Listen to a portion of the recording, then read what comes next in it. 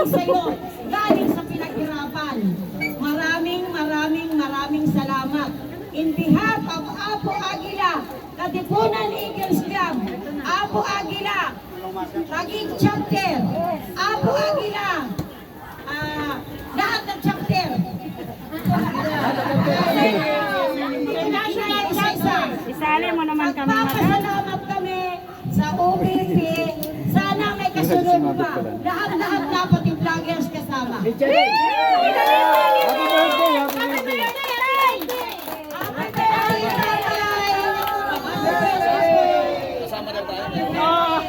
Sabay-sabay! Ano? Magkagulo! Sabay-sabay! Isa, dalawa, tatlo! Happy birthday! Pinahuli! Dali, may humahabol! Oo, isa pa. Yung ano. Malakas! May nahuli pa rin eh, marami. Ito, nahuli! Narinig ko rito, may nahuli. Uwi na tayo. Ano lang? Thank you. Mahal na po. Oh, ito isa na lang, final. Rodrigo Roa Duterte. Happy birthday. Happy birthday.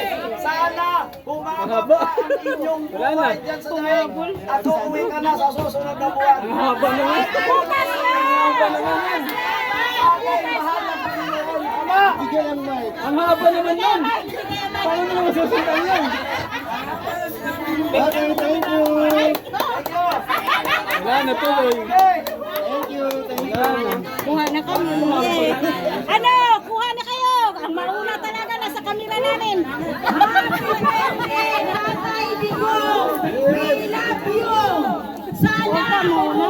Sila muna. Ay, isa na natin yung video. Sila na yung vlogger. mamamahagi ko kaya Pangalan mo. Matakot siya na dalawang taon na lang naman. namin. Hindi namin kailangan ng presidenteng pangag. Pagod na tayo. Tawagin na yung mga pangalan. Alam na nila yun, yung mga leaders na Pantay-pantay. sa samahan na binigay ng UPP. Alam na nila yun, magpapaiwan. Diba ko lang sa vloggers kung kasama. No problem. Ganito po, yung ating pag-group at ang ating basito. Yan po yung mga ipamimigay po guys. Galing po yan Ang ating sa OBP. ayusin niyo po ang inyong database. Kasi ang dito na area, according sa OBP, exclusively for ambang and itong mga naka-green is bibigay sa mga vloggers. Ngayon, sa ayusin ni Ate Jenny at saka sa Taguig, aayusin natin yung, pero meron kang mga Taguig din na naipasa na eh. Ha? I-check natin dito sa master list. Ngayon, yung mga nakapasok para sa OBP at nandoon sa plant out, yun yung qualified na anuhin natin. Okay? Huwag na kayo sinama ng loob dahil mas maganda ako sa lugar na napupuntahan ng OBP kung kayo mamimigay na galing sa kanila. At least ngayon, napakita natin na ilipad natin kay Tatay Digo na tayo ay magkakaisa.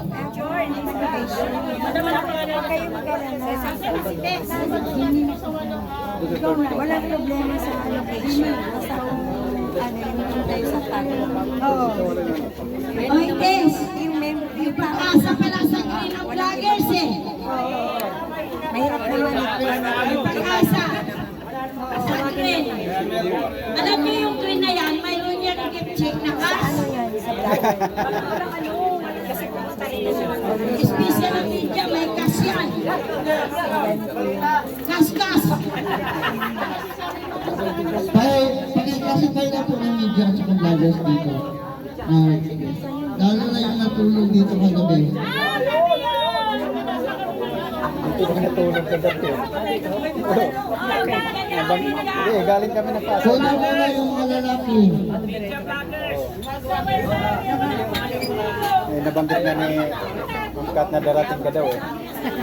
Kalapin din na, dahil anong oras ka natin eh. Kailan sinabi? Ikaw! Antay mo na siya. Medyo. Ano gagawin ko? Bilis na! Medya. Medyo, kunti-kunti lang. Pagdating ko, hindi ko ganun. Ay, naku yan!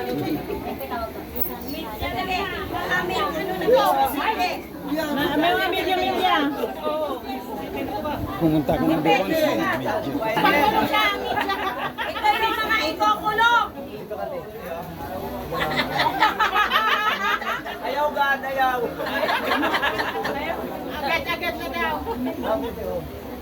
Ito yung isusunod sa April Marines. Ayan o.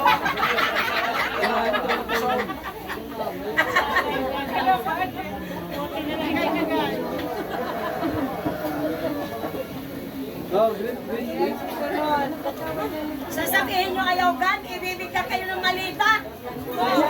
Sige na. Kukulong kita ito. Gusto ko yun, malita. Malita lang, walang laman. Bibigyan na lang kita basta wala naman na pera. Ayos.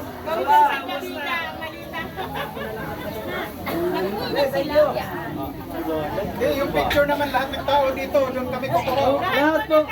Ay, ikot dito, lahat. Yan ang shoot.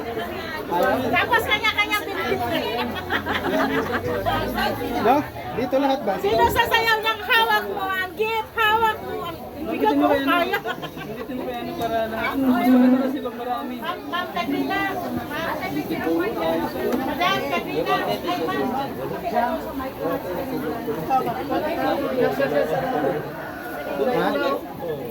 Dito na lang. Dito.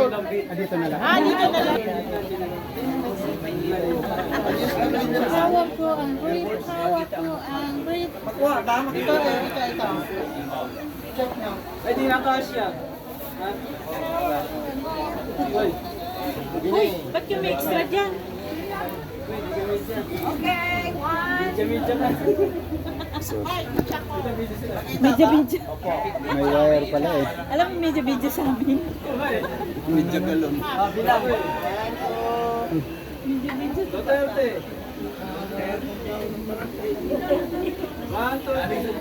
Kung mga kamao na to, Ano? sapak sa mga malitang patirahan.